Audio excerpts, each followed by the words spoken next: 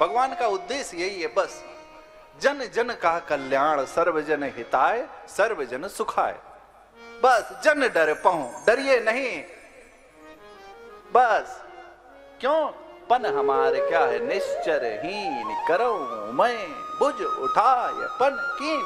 क्यों? क्योंकि मुनि लोग उस समय जहां जब संत का अपमान होता है, रावण के राज्य में गोस्वामी जी ने भी यही तो कहा, किसके संग पूजा कराते हैं?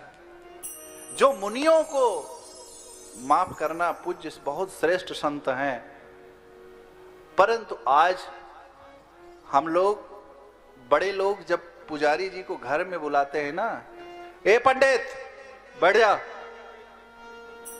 ए पंडित इधर आ, अपने पैसे के दम पर, क्षमा पूर्वक सरकार। और उनको गोस्वामी जी ने कहा वही निश्चर हैं। कोई निश्चर का कोई 4 मुख 6 मुख नहीं है। जिसके जीवन में विनम्रता नहीं है, संस्कार नहीं है, उससे बड़ा निश्चर कौन है भाई?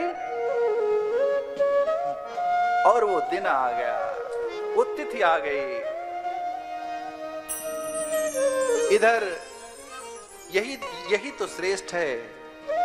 एक बार भूपति मन माहि, भय गलानी मोरे सुतनाई।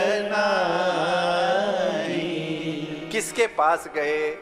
किसी आजकल तो पर्ची और क्या क्या कहें उसका नहीं, किसके पास? गुर गृह गए तुरंत महीपाल, चरण लागी करी विनय विशाल।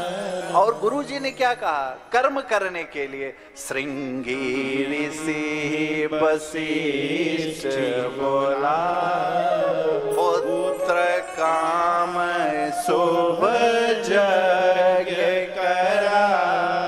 चमत्कार करने के लिए नहीं कहेगी ये चमत्कार ले आओ, मैं पर्ची लिख दूंगा, मैं रुद्राक्ष निकाल दूंगा, घुमा करके फूंक दूंगा। ऐसा धर्म का व्यापार सरकार बहुत क्षमा कह रहे हैं। ये लोगों ने पूरा बिजनेस बना दिया इसको। अच्छा, हम भोले वाले लोग धरती पर जन्म लेने से पहले, शरीर बनने से पहले, तुलसीदास जी ने कहा प्रारब्ध बनता है। नहीं सरकार, शरीर बाद में बनता है, प्रारब्ध पहले बनता है। अरे नहीं को कर सुख दुख कर दाता, निज कृत कर्म भोग सुन बाता। चलिए, जो वशिष्ठ कछु हृदय विचारा, संत एक है। कितना भी आप अपमान करो, नमामि शमीशान निर्वाण रूपम कहकर के आपका कल्याण कर ही देगा। कुछ भी आप उसका, क्यों? क्योंकि उसके हृदय में परोपकार के अलावा जो परिच्छिद्र। और संत वही कहाँ है जिसकी सभा में राम भक्ति, कृष्ण भक्ति, भगवत भक्ति की धारा बह रही हो, जिसकी सभा में नोट गिनने की धारा नहीं, जिसकी सभा में आश्रम क्या बताया, जहां आश्रय हो, जहां शिक्षा का आश्रय हो जाए, जहां जीव जन्म से जो प्रताड़ित कहले उसको आश्रय मिल जाए, उस आश्रम की वही बात होगी। जब से इतनी सेवा, प्रभु का वात्सल्य स्वरूप, इसको आश्रम कहते हैं, इसको आश्रम कहते हैं। आश्रम एक दे। अरे भगवान कहां गए?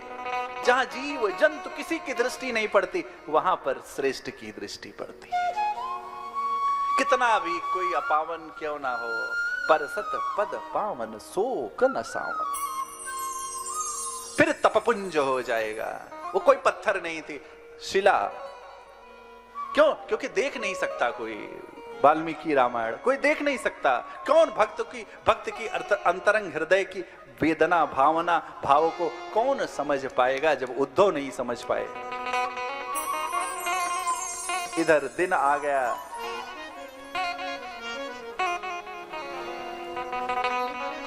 मां पायस प्रसाद, क्योंकि तेज आ जाता है। कुछ नहीं, देखिए तेज आ गए, संत भगवान तेज के स्वरूप है।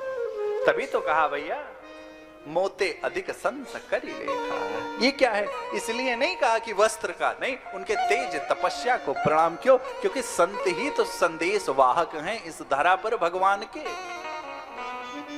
और जब ऐसी दशा हो जाएगी, संत वेश ही अपमानित हो जाएगा, संत वेश में ही लोभ लालच आ जाएगा, तो धरा कहां जाएगी? हम जैसे गृहस्थ संसारी कहां जाएंगे?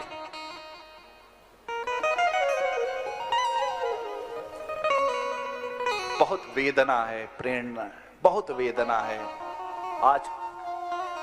आज जिस मिट्टी पर राम कृष्ण, जिस मिट्टी पर भागवत और मानस गीता हो, वहां पर संतों की ये दशा, मनोदशा, संतों के प्रति हमारा आदर खत्म होता जा रहा है। बहुत सच बता रहा हूं सरकार, आप कोई भी बच्चा नहीं, कोई भी माँ पिता अपने,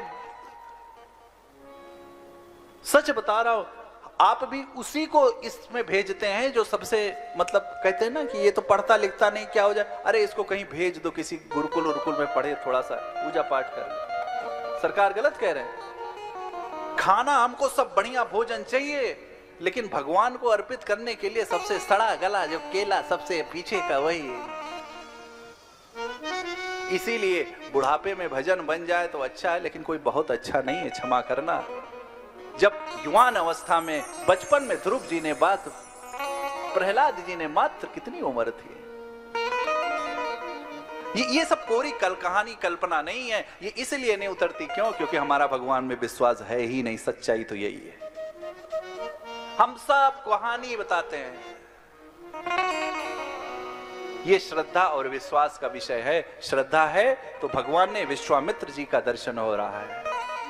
श्रद्धा नहीं है तो स्वयं विश्वामित्र जी नहीं, भगवान भी आ जाएंगे तभी भी।